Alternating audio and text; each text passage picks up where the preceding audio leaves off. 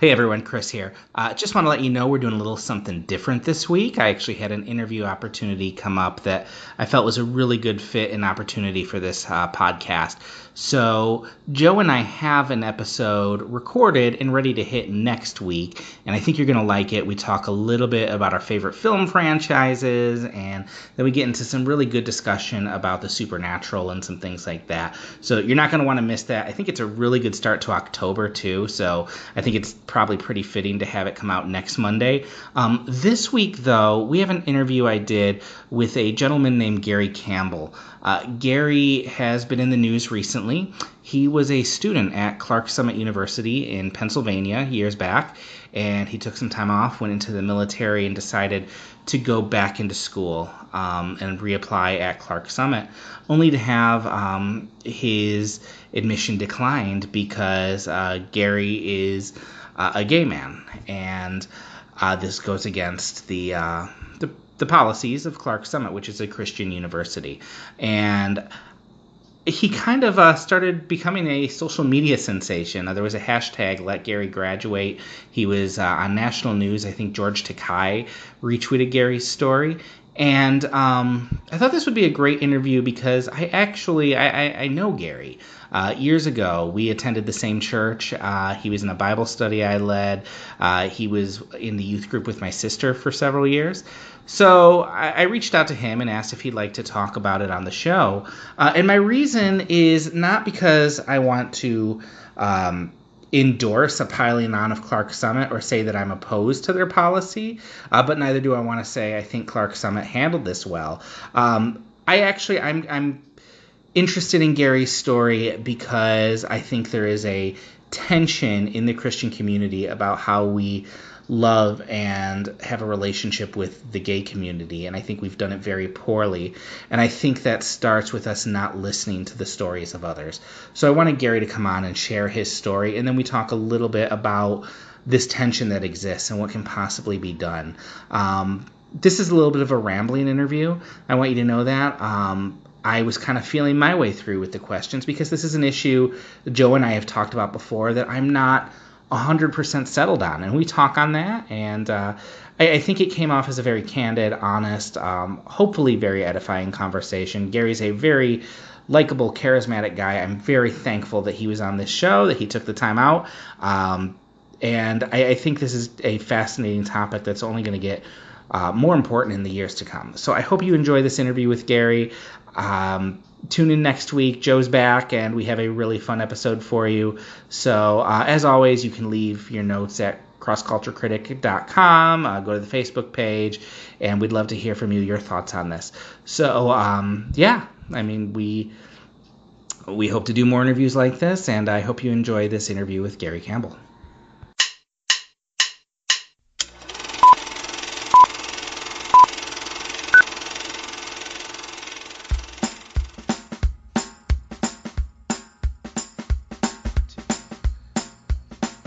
Gary, how are you doing, man? I'm doing great. Thanks for having me. Yeah, thanks for coming on. I mean, I think it's been 15 years since I've talked to you. Yeah, it's been a while. Yeah. Yeah, you would have been, well, I would have been probably still the Bible study leader at Cornerstone at that point. Okay, I remember that. Yeah, you were attending that, and that would have been probably right before you went off to college, because you probably went about the same time as my sister, I think. Yep. Okay. I think she was the class of 2002, and then I was, pretty much the same. Okay. Well, cool. Well, it's good to talk to you, man. And, yeah. I've been following you on Facebook for years, and you have a really fantastic story that I'm excited to get into. Thank you. Yeah, I guess if you could just, we'll delve into a lot of the stuff happening with Clark Summit as we go along. But if you could just give me the long and short of it right now, just a 5-second version of why you've been such an internet celebrity lately. Okay. So long story short, I'm a veteran, but also a recovering alcoholic who formerly attended Clark Summit University as a Bible student. Part of my recovery was to finish my degree as a promise to myself. And I applied back to go return to that school as an online student. I was given the green light to do that. And then last month, August, I received a call from the Dean of Students saying that it appears to us that you're still living a homosexual lifestyle. We can no longer have you as a student. And I told the Scranton Times what happened. I didn't think it would cause anything or that they would respond. And the rest is history. So, Yeah, you've hashtagged. yeah, I became a That's kind of hashtag. crazy. Because I know people who will just set up, like, I know families where it's like they will do hashtag, family fun or something like that, and I'm like, no one's following your hashtag. So I went on Twitter.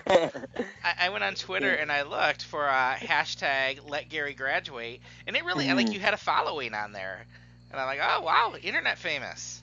Yeah, and I actually didn't have a Twitter account until that hashtag blossomed, and a random stranger, was just like, "Hey, I don't know you, you don't know me, but I just want you to know that you're trending right now as a hashtag." And I'm like, "What?"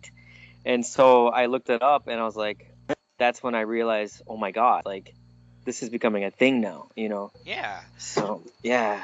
Now, do you use Twitter at all now that you have it, or? I do now. I'm not It's probably crazy smart. active on it, but I'm doing it just to keep tabs on things. Yeah, you don't want to delve too deeply in Twitter. It's ugly. It's a mess. Yeah. No good comes Yeah. of Twitter. So it had been, I mean, it's 2018 now. We were just saying that you probably around 2002, 2003 had initially enrolled in the college, which was then Baptist Bible College. So I guess they said you couldn't continue classes because you are out as a gay man, and Yep. and you don't hide that on Facebook. That's very open in your profile. I guess if we can go back to the beginning, when you went to BBC back in early part of the 2000s, what were at that point, had you kind of come to terms with your sexuality yet, or? I mean, so I'm gonna since we went to the same church together, I'm gonna throw out the names that you and I are familiar with, and hopefully if the listeners aren't familiar with that, then that's just let me know. Sure. But so like Patrick, our youth pastor, he knew that I was gay, or quote unquote I was struggling with gay tendencies, whatever verbiage you want to use for that, that's fine. And so it was, I agreed to do some counseling with my youth pastor. And so when I applied to go to Bible college, my folks at the time and myself, we were concerned, okay, but when you go out to Bible college, you're going to be staying in a dorm with 59 plus other guys your age. Is that going to be okay for somebody that has your struggle? And so it was agreed upon that I would get counseling at the school, and I would let the school know too about this issue I had. So the 3 years that I went to Baptist Bible College, I was going through counseling, group therapy, etc. And at which point, that's pretty much how that started. Okay. So when I knew you, you were pretty heavily involved with the youth group. You were, I believe, on a worship team and stuff. Yep. I'm really curious, because so much of what I'm really fascinated now is just this kind of tension between the evangelical community or Christian community and the LGBT community, and I can't imagine that going through that and kind of finding your identity in the middle of a church that I loved that church, but is very theologically conservative. Was there a tension even back before then? Like, I'm trying to find the right way to act, because I don't want to offend. And I mean that's no. And I want you to know, like, you can be yourself. I'm not. It's fine. This is and I'll admit this too. I love my time at Cornerstone. It was, I was surrounded by great people. I mean, but and at that time I was a teenager when I was very active in the youth group, and I had a very good solid group of friends. We hung out almost every night, and I was surrounded by a great youth pastor. there was still that disconnect because I couldn't share that part of my life. It was pretty much a secret. I had to keep it a secret because of the repercussions. We didn't, and I say we as, me and the pastoral staff, we didn't know how the church would respond to it. And so under counsel, I was told not to say anything. So there was that disconnect. I couldn't, people would ask me, Gary, why are you still single? How come you don't flirt with other girls in the church? And I had to make up a story, and I would say, God's not ready for that. God's not preparing me for that part of my life yet, or, X, Y, and Z. And I did feel like at times I was living a double life. Well, and I feel like in recent years, just probably in the last 5-10 years, that's something that's really struck me hard. As I've known many friends who have come out. I've seen people within the church struggle with this. I've had just really close coworkers who are gay, and they come from a Christian background, and it's the faith culture is one where we're supposed to be able to be open and honest and not hide anything and lie. And there's always been something so sad and so wrong for me for the way people are forced to hide who they are. Like the Bible says, I think more than anything, God hates lying, and we force people to lie out of fear. And yeah, I feel for you on that, because I can understand how that that must have just been very hard. Your closest friends you can't open up to, and I'm a liberal in a church, so I guess I have a little bit of an idea, and that's a joke, but Yeah.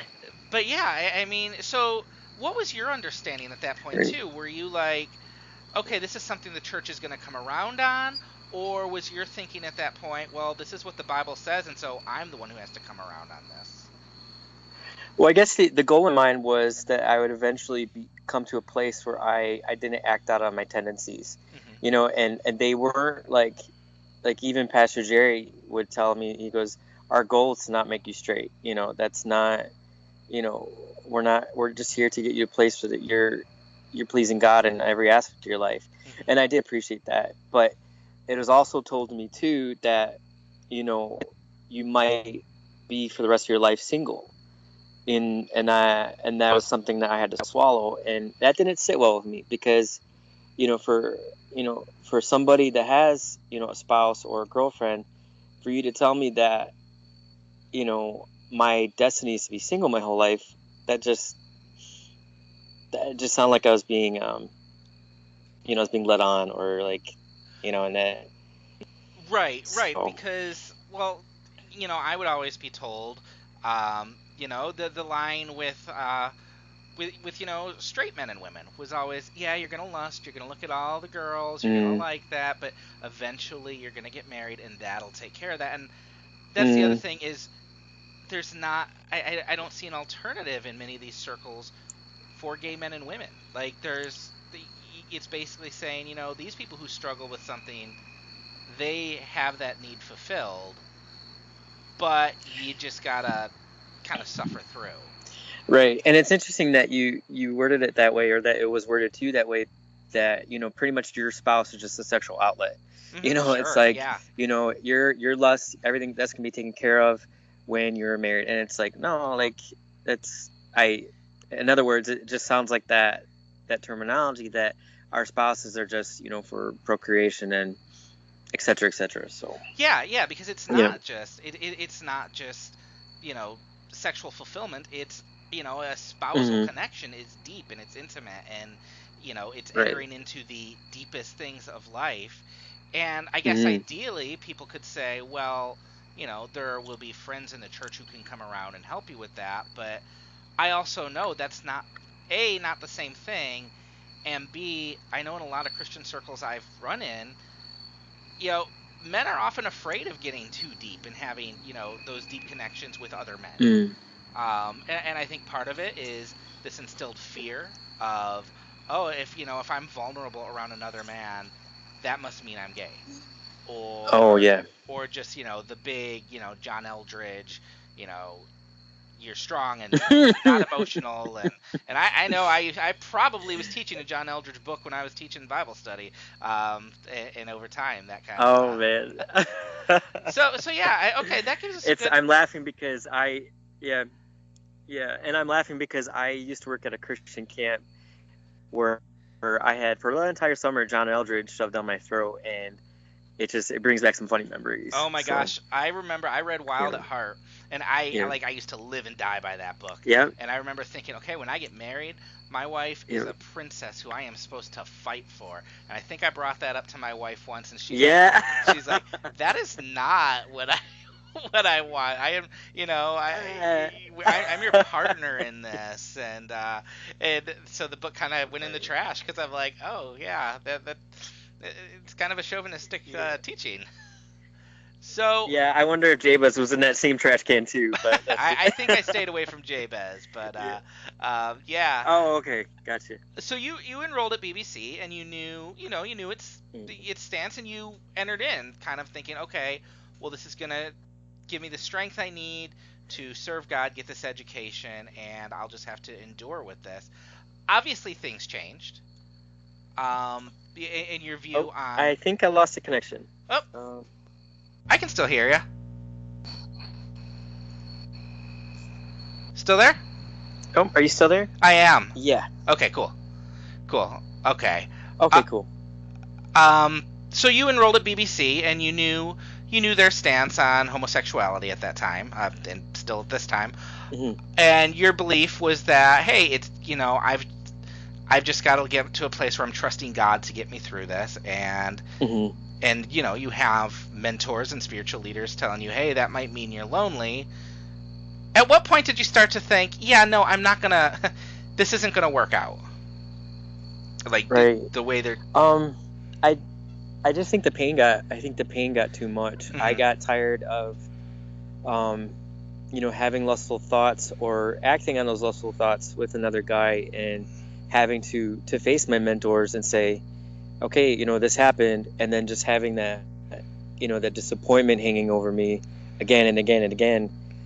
And I think where the camel or the straw broke the camel's back was the school actually suspended me for 7 days. So I was suspended for 7 days because I was intimate with another student on campus, and so they sent me home. I had to drive all the way back to Michigan from Northeast Pennsylvania. When I came back, they removed me from the choir. They removed me from a couple of leadership positions and a couple of extracurricular clubs that I was in.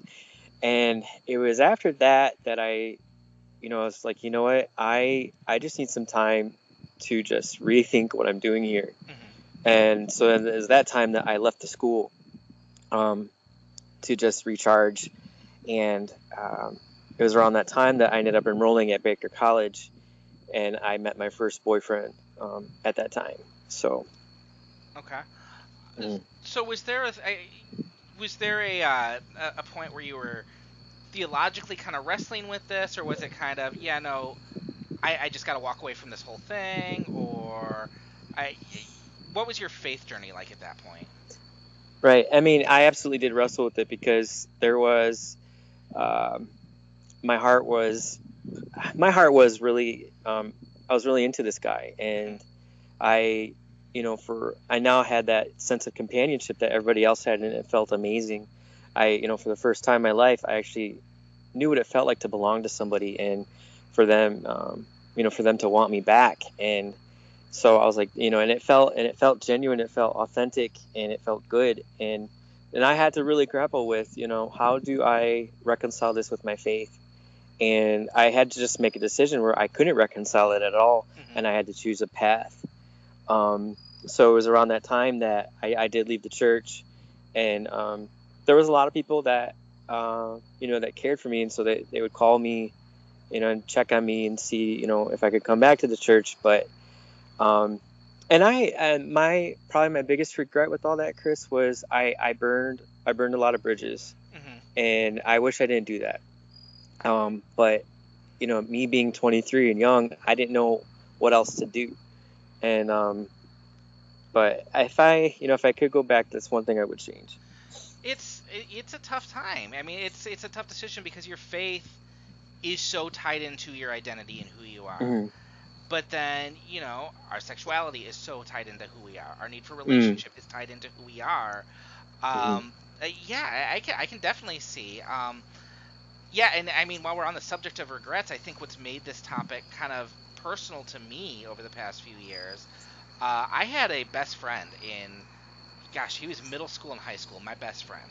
And he lived around the corner from me. We were inseparable. We went out and we, rode bikes all day. We went and saw the same movies. We led a Bible study at school. We were, you know, youth group kids together. And I graduated a year before him. And about a year after I graduated, I began to hear rumors that he was out, and I had Mm-hmm. known nothing about this. I hadn't picked up on that when I was his friend or hanging out with him, and so I asked him about it, and he confirmed it all. And my biggest regret is that I told him, I can still be your friend, but I can't deal with this portion of your life. I can't acknowledge or support this decision of your life. And then I was surprised when that friendship didn't continue. Mm-hmm. And I'm like, I think the biggest regret is that I couldn't say, yeah, at I was so entrenched in my theology and my culture and my, ability to be quote unquote right, that I cut off a friendship because I couldn't accept the whole thing of who he is. Right. And I think that's something I see in churches is I've seen a lot of the people who are most outspoken against the gay community in churches are people who don't know a gay friend or family member. Mm. Once it's personal, they begin to see there needs to be more empathy on that. There needs to be more love shown, Right. and I'm sure, yeah, I mean, everyone burns bridges when they're 23. I'm sure not all those bridges were burned on your end.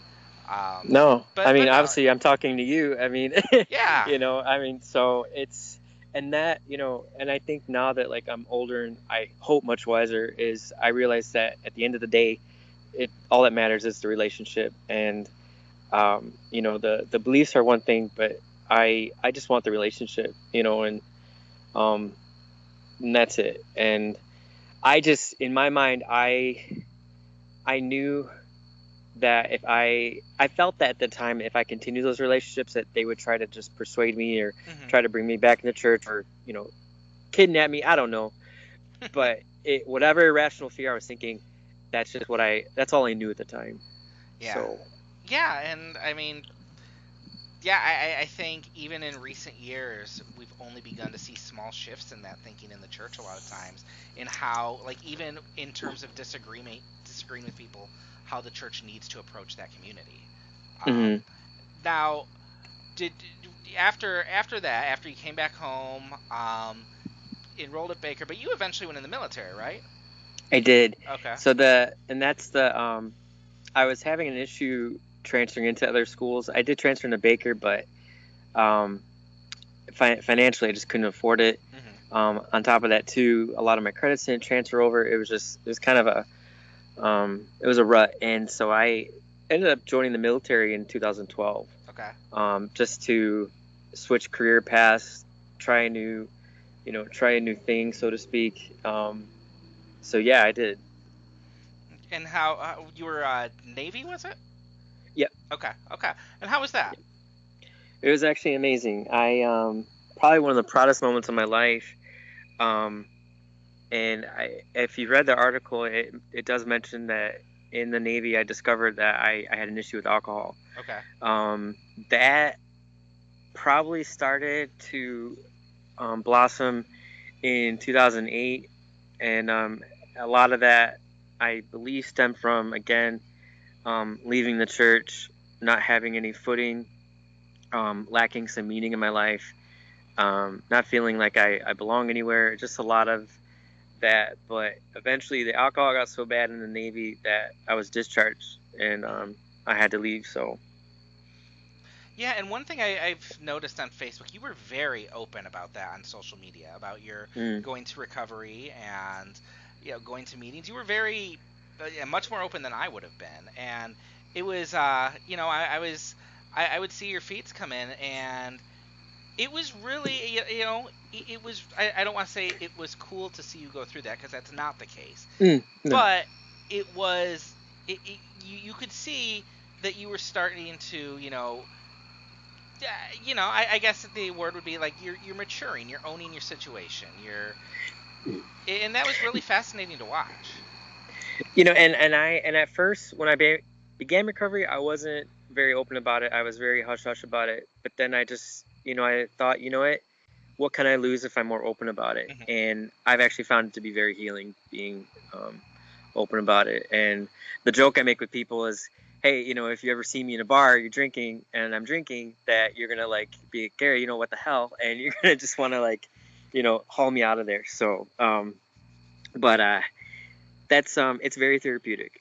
Yeah, I think that's one of the things social media can be good for, is that accountability or that openness. Hmm. If you use it right, you can be honest, and not everyone Yep. uses it right. But No. so like you said though, Yeah. your part of your recovery was, I'm going to go back, I'm going to finish my degree, and you were, I believe, what 6 credits away. Yep. Okay, 6 credits, so that's about 2 classes. Hmm. And so obviously it would have made sense to go back to Clark Summit, which is what BBC changed their name to. Hmm. Um, but you had to know at that point too that their stance on homosexuality. Did you think going in, hey, there might be an issue here, or I guess I would even say, if you knew that, and you're an out gay man, and you're very very open with that. I guess I would wonder too, why would you want to go back to that? But Right. I can understand 6 credits is 6 credits. So Before I applied back, I had a couple of the alumni that I'm still friends with tell me that the school's changed a lot in 15 years. They changed their name to be more open, so to speak. Um, Also, like a lot of the older administration is gone.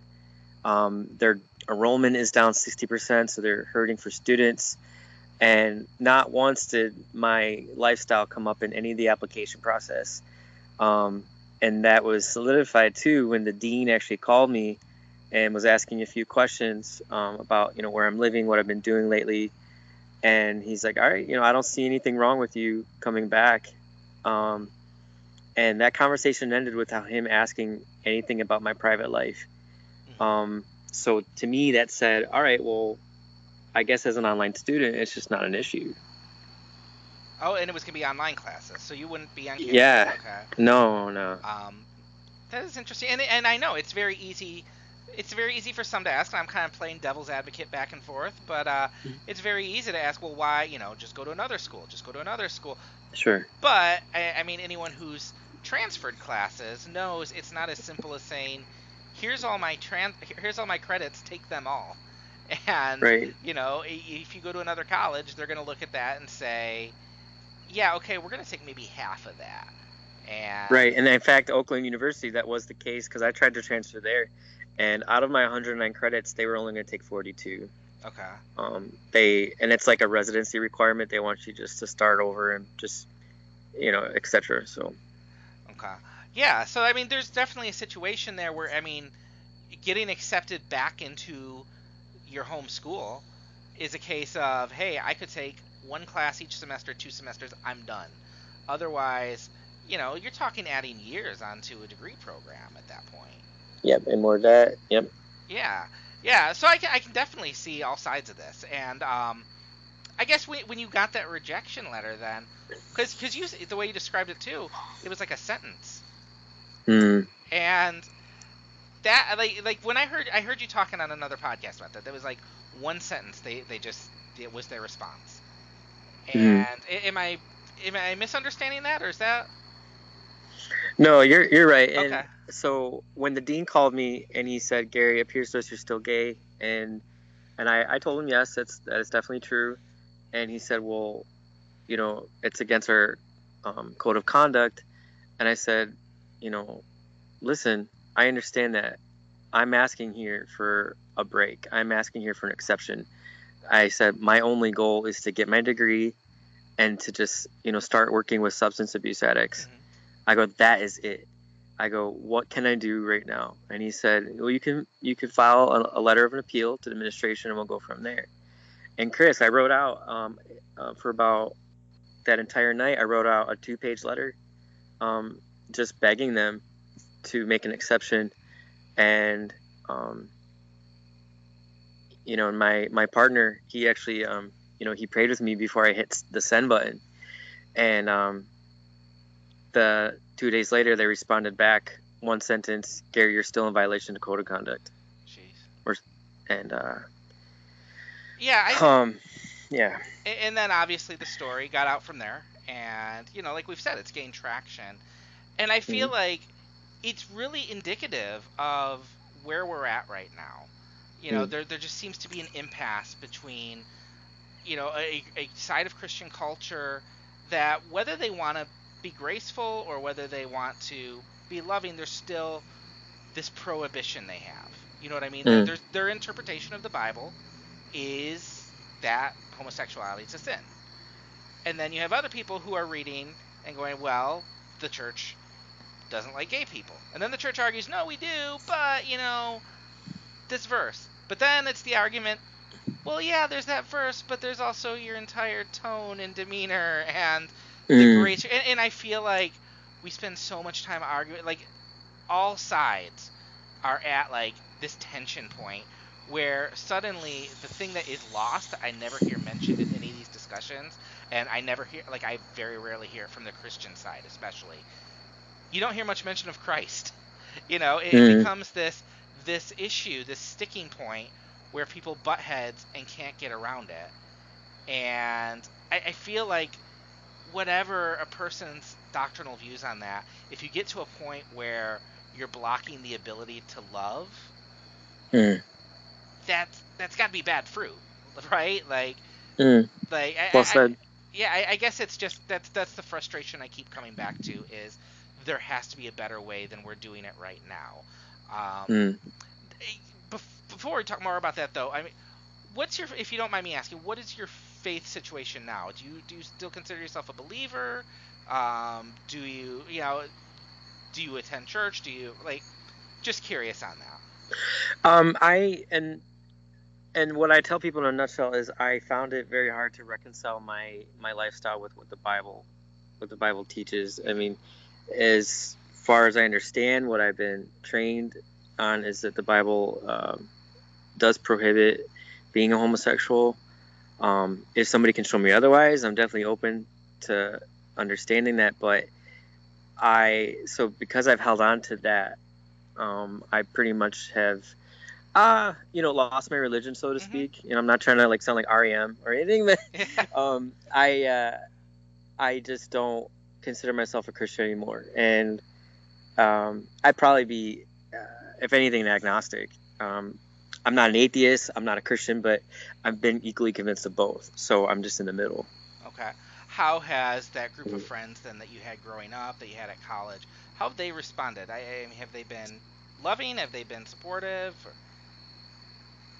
To the situation right now? I mean, I would, or just in general. But yeah, it's the situation now, but just in general of the changes. I know. Yeah. I know a couple of us, we still talk. I know a few of them have, stopped talking to me in general. They're, and I still actually talk to some people that went to Baptist Bible College, and we have a good relationship. But there are a lot of people that have distanced themselves from me. So that's again, that's something that I don't think a lot of Christians realize until they see it in action. Again, there was another story, because I was really bad about the way I lived out my faith 15, 20 years ago. I remember I was working a part-time job at Cost Plus World Market back when those were still wow.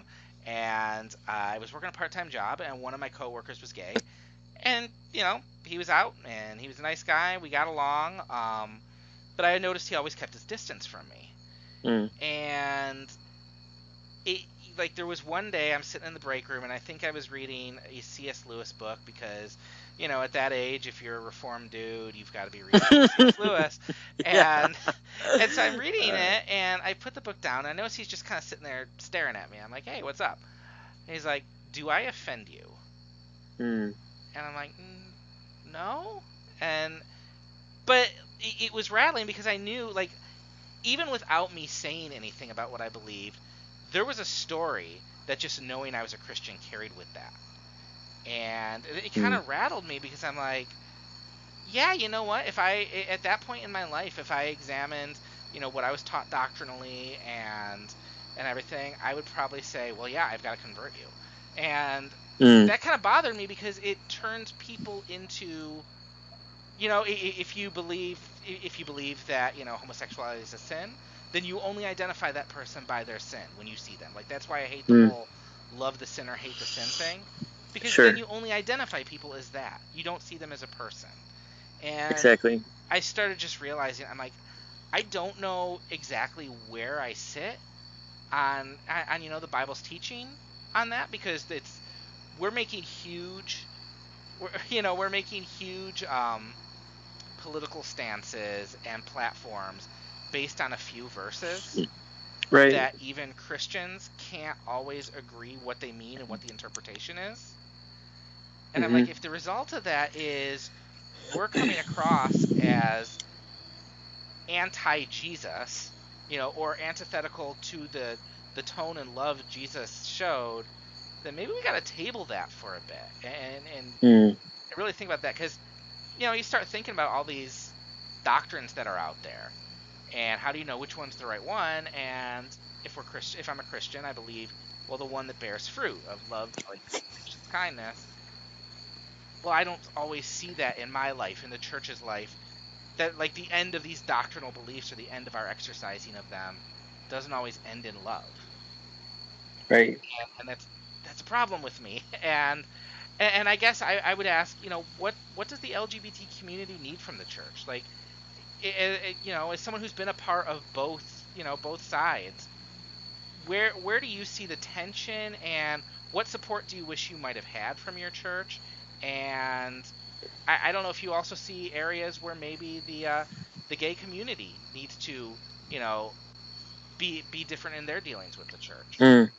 And I'm glad you asked it, because I was going to bring that up too. It's because I've had, a lot of people ask me, well, how can you still be friends with people that are Christian, Gary? Like, they don't agree with what you do, and are like, even like my own dad and my stepmom, they're like, Gary, like, they're against what you're doing. How can you still have a relationship with them? And my answer to that is like, like, if we want to be accepted as a community, I have to accept them too. That's my dad. Like, and regardless of what my dad believes, it's only a small percentage of who he is. And that, that's only that the gay thing is only a small percentage of his entire theology. And, and my dad, at the end of the day, he will have my back no matter what. And, there's been a couple of times where I've been, doing traveling in the military, and my plane was delayed, etc. And my dad has many times offered to drive 10-15 hours to come pick me up, and that's who my dad is. That's my dad is a Christian, but he's also my dad. And that's what I hold on to. So I think the gay community needs to understand that tolerance is a two-way street. We can't beg the whole world to accept us when we're not going to accept them. Yeah, no, I think that's very true. And I often, like, it just over the years, I've known, quite a few gay men and women. I've worked with them. They have always to a T been nice and funny and kind. And there have been times where I've felt safer being myself around them than I sometimes feel in some churches, where there is sometimes a feeling of judgment. And I feel like we divide on so many things. Like, right now I have a hard time, wanting to befriend or associate with any, Christian, whether it's friend or family sometimes, who voted for Trump. It's a thing that, to me, I look at that and I'm like, no, I mean, this is so antithetical to what I believe and what I hold to. How can you hold this view? But it's the same thing. I'm like, but you're the same person who taught me how to read the Bible. You're the same person who Mm. taught me, how to look at people and serve them and be good. So we might have this, this disagreement, but I'm still gonna love you. I'm still gonna be friends. Or, Right. Friends I've had who have become atheists. I worked at a paper for years, and many of my friends there are not overly spiritual people, and that terrified me when I went there because I had only been in the Christian community for most of my life, and suddenly I'm in Right. this job where I'm working with people who they don't share my faith, and I've been taught, my whole life, hey, those people need you to come in and save them, and so your Mm. whole relationship with them, you have one goal: convert them. It's an agenda. Mm. And then I realized, I'm like, no, they're my friends, and yeah, I would love Yep. it if they believed what I believed, and I will try and model the best I can, this faith I have. But at the same time, I'm not making my friendship with them contingent on a sales pitch. I'm not Right. I'm not making it contingent on us agreeing. Well, there's that tension too, because if you don't say them, or if they don't come to Jesus, then what, the question is, well, what did you do wrong? Hmm. Where did you miss the mark? And it also becomes a sense where, like, when you say somebody, it just becomes another notch in your belt, and Yeah. it's competitive, but I I totally concur with those feelings. Yeah, you make a relationship with them based on what they lack, which is, Mm. oh, they're my friend who lacks Christ, instead of Right. they're my friend, and yeah, I hope this overflows to them. And if it doesn't, Hmm. that makes, I'm sad, but I'm still their friend. I still love them. I still love hearing what they say. And I think there's I don't know. I feel like in the past few years there have been some inroads between the church and the gay community, where you've seen tentative stories in congregations of people serving together and people beginning to have these dialogues. And I think in some circles that's still kind of hands off. In other circles, Mm. I think kind of more of the theologically liberal a little bit. They're starting to be more open to things, and I wish that we just saw this openness. Like, I hate the fact that there are probably Christians I know who are gay who are living this, living a lie because they're afraid of losing their friends, losing their family members if they're honest. Mm. And I just, like, I can't imagine, like, I can't imagine the anxiety and the stress and the loneliness they must feel in that. But I also look and I'm Mm. like, by making this into an issue that's so much bigger than we treat other issues, Right. we force them to live a lie, and we force them to close off relationship and close off honesty, which is so the opposite of what Christ did. Mm. And that, like, that hurts me to think of that, to think that there are people who have to, you know, even with their family, they can't be open, because we don't do that with anything else. If I swear, and I swear a little bit, someone might tell me, oh no, don't do that, Chris, or they might joke around about it. Or if I, if I just raise my hand in small group and say, yeah, I have some anger issues, I can be open with that, and they're like, oh yeah, me too. Okay, yeah, let's just keep Mm. each other accountable. But then someone raises hands in small group and says, I'm gay, and it suddenly becomes, we got to call the elders. We got to, you know what I mean?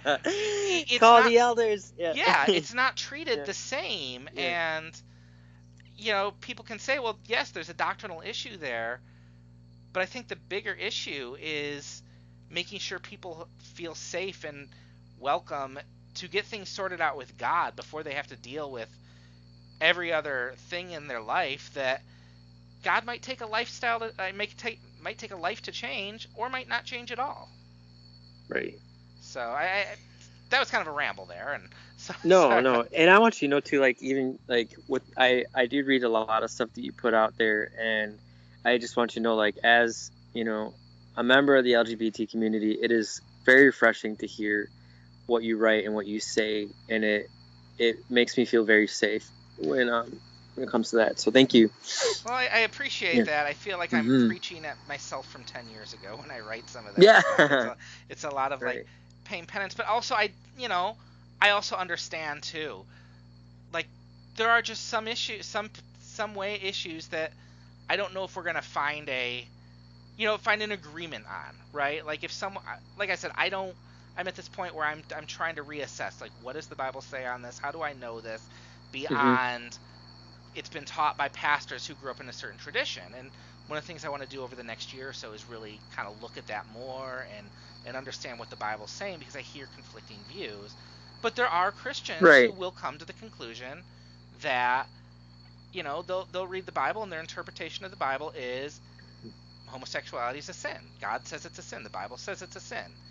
And you're going to have the LGBT community who says, one of their points is going to, one of the things they want, that people want to hear is the way I live, the way I am is not a sin. And I I and I feel, yeah. go ahead. No, go ahead. No. I and that's probably the attention I have is like when I run into somebody that's a Christian and they find out I'm gay, they're like, "Oh, like that's cool and all, but I need to let you know that it's I do believe it's a sin." I'm like, you don't have to tell me that. Yeah, yeah, Like okay, yes. I know you do, and that's like the thing that you, when your original question you asked me, like, what can the church change, and the church needs to focus more on their posture rather than their position, because the gay community is very aware of their position, but now it's about posture. Like, how are you going to treat us now? You know, like I know you think it's a sin. Let's move on. What's step two now? You know, Yeah, no, and I definitely dig I mean, that. yeah, Um, and I found that I think over the years, the thing that's come back to me more and more on every single issue is Christians will say, often, well, the world hates what we believe. And I'm like, no, they don't always hate what you believe. They hate the way you say it. yeah, It's yeah, they know. I mean, yeah, if you're a Christian, that comes with certain belief points, and people can get offended about a Christian's beliefs toward homosexuality, or they can get offended by the fact that Christians think Jesus is the only way to God. I mean, something along the line, there's going to be a position someone disagrees with you on. But like the right. lesson is just don't be a dick about it. It's really like what I've Yes. come down to. It's like you can, you can, I don't know, like you're gonna, the Bible says you'll be persecuted and hated for your faith. Yes, but don't encourage that. Like don't. God's not sitting there applauding you if something you said makes people hate your faith, right? Right. Like I don't know. Like, don't be a And dick I is think the it's thing. important too, like even like in that passage, like he's writing to a group of people that are living in, pagan Rome, and Hmm. that's, so yeah, like you're gonna be persecuted for your faith because your religion doesn't follow the state religion, and now we actually live in a country now where being Christian is cool and it's accepted and it's applauded. It's a way of life, it's a part of life, so it's, yeah, and I think you nailed it on the head. Is that it's how you say it, when you say it. Tone means everything. Yeah, yeah, and I think that goes on every side too. Like, Yeah. we are like American culture right now is built around this idea of I have my beliefs and my views, and if you disagree with me, you are my Mm. enemy, and it is my job to destroy you.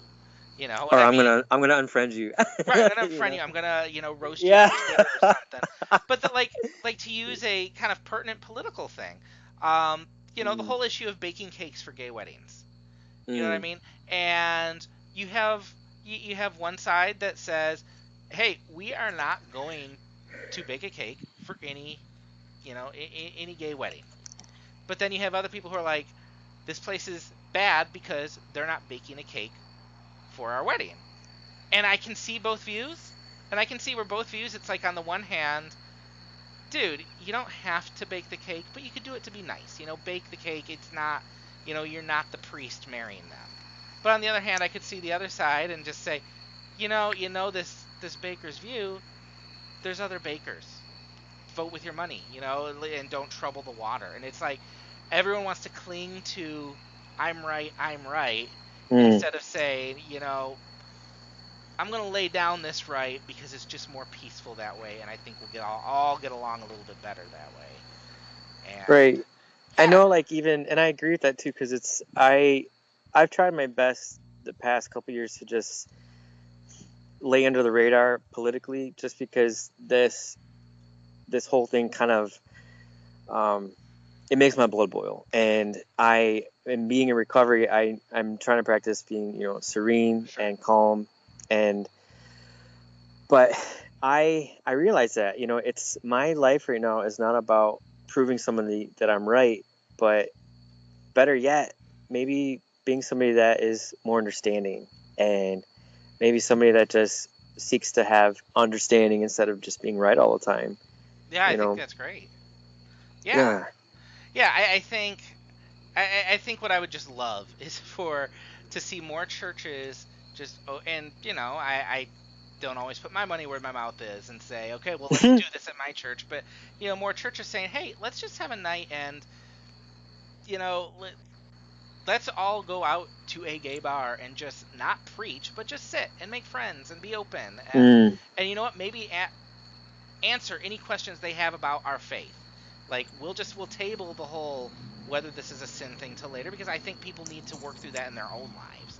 You know what I mean? I don't think it's I think the church needs to first and foremost be, let's tell you about Jesus, let's show you Jesus, and if you follow him, then you're gonna have to, you're just like any Christian's going to, you're gonna start to examine your life in light of that belief, and God might lead you to some things and change some things, and he might lead you to not to change other things, and it might take a life to change something else. So don't worry about all that right now. Let's just worry about how we can, fellowship and love and share in this thing.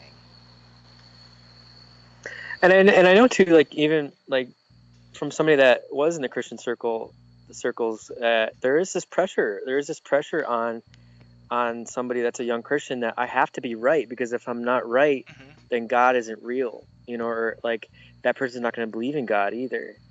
You Yeah. know, it's almost like there's this pressure to be this, this perfect apologist. Mm-hmm. And if I don't win this debate, I'm letting God down. Yeah, You know. yeah. Like I grew up believing, I was taught you have to believe beyond a shadow of a doubt. Mm, That Christ is real and you're saved and everything you believe to the letter is right. And as I got right. older, I started getting worried because I'm like, I don't always believe that, like life gets Right. hard, or I start asking questions about other faiths or science or things like that. And, I would think of it for a while, like, okay, well, I do that. I read my apologetics, and then I'm good to go. I've just strengthened myself. But no, what I found as I got older is just, you can't really be 100% sure on any doctrinal issue because so many Christians believe so many different things. So you got to try to Right. find the main things.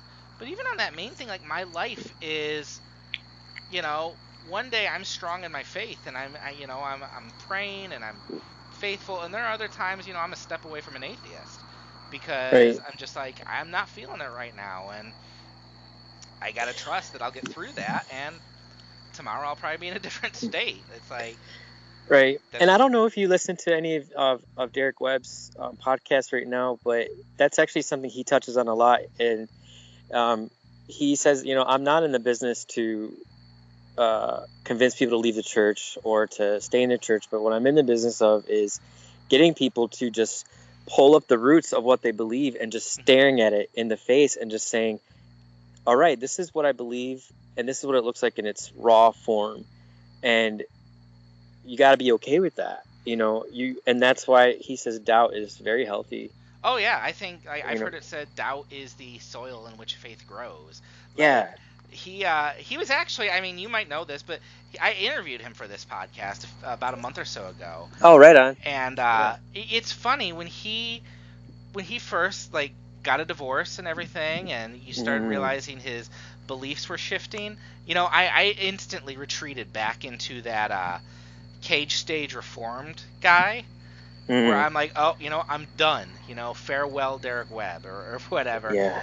And then I started listening more, and I saw him in concert, and then I talked to him, and I'm like, we differ on where our faith has taken us, but I totally get why he's where he's at and what he's doing.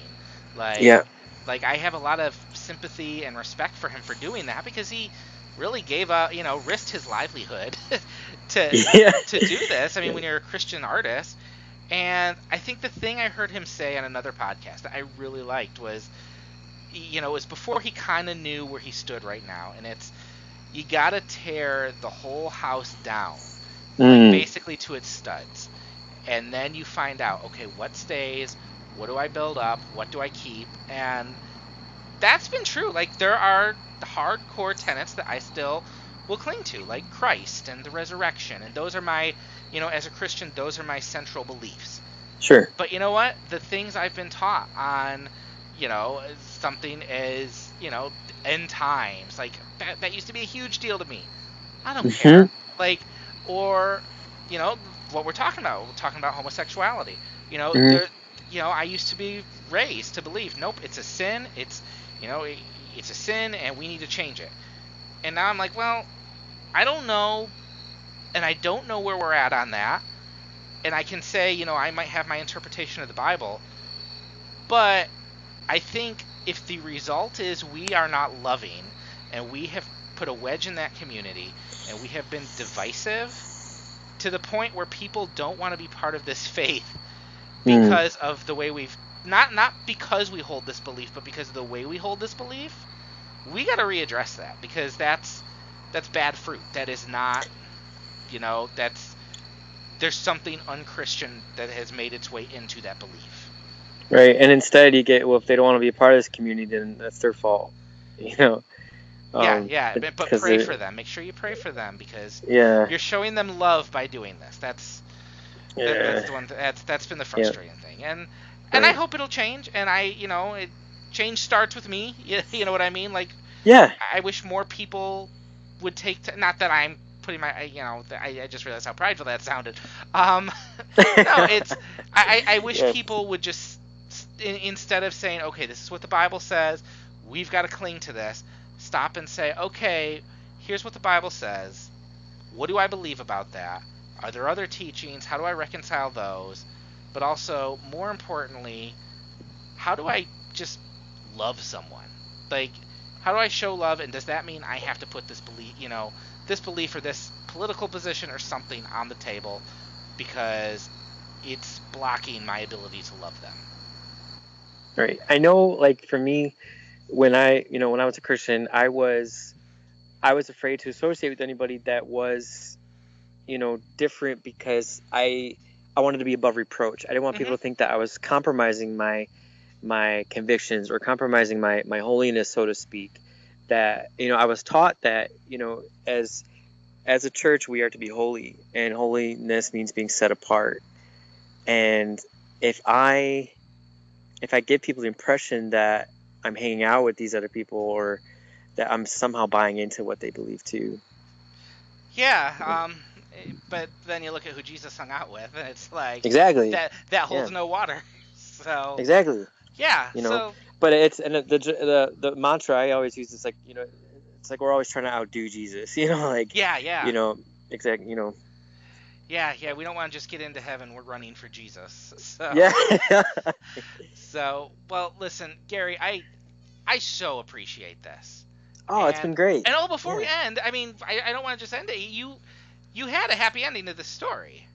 Yeah, it's so 2 hours after the article was first published in the Scranton Times, the president of Lackawanna College contacted me personally and offered to put in all his resources to helping me out and accepting all my credits, and maybe offering some financial aid if there's any available. So That's awesome. It's really cool. Well, good for you, Mm-hmm. and Yeah. best of luck to that. And again, like, just following you over the last few years, I mean, I have mad respect for the way you've handled your recovery, the way you've handled this situation without taking cheap shots and getting angry. Right. No, thank you for taking the time to talk. I greatly appreciate it. Yeah. No, and likewise, Chris. And I say this jokingly, or I don't mean to give you like a big ego, but the church definitely needs you. They need your voice, and I know you might get a lot of flack for it, but you're definitely on the right track. And I jokingly call you the prophet because the church the church needs your voice. They do. Do So. not let my wife hear that. All So, right, all we'll just right. exit it out. Yeah. All right. Hey, thanks, Gary. All right, thanks again.